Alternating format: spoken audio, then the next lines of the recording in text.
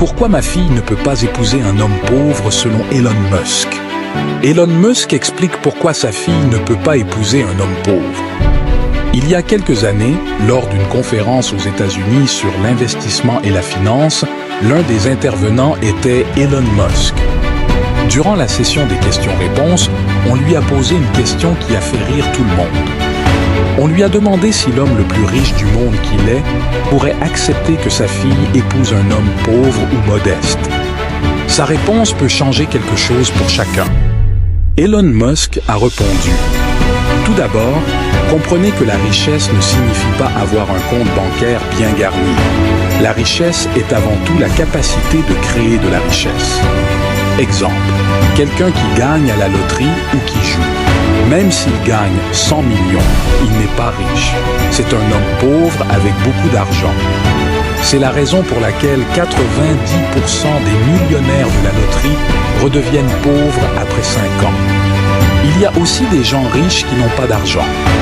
Exemple, la plupart des entrepreneurs.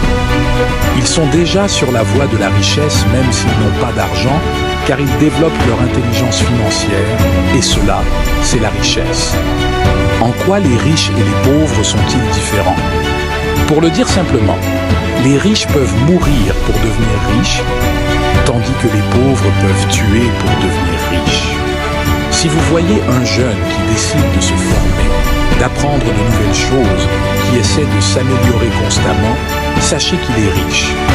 Si vous voyez un jeune qui pense que le problème est l'État et qui pense que les riches sont tous des voleurs et qui critique constamment, sachez qu'il est pauvre.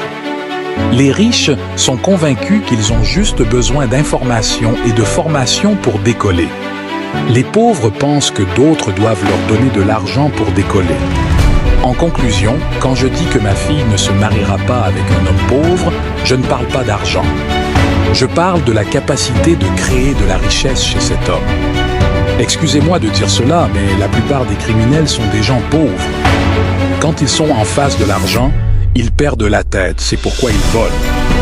Pour eux, c'est une grâce car ils ne savent pas comment ils pourraient gagner de l'argent par eux-mêmes. Un jour, le gardien d'une banque a trouvé un sac plein d'argent, il a pris le sac et est allé le remettre au directeur de la banque.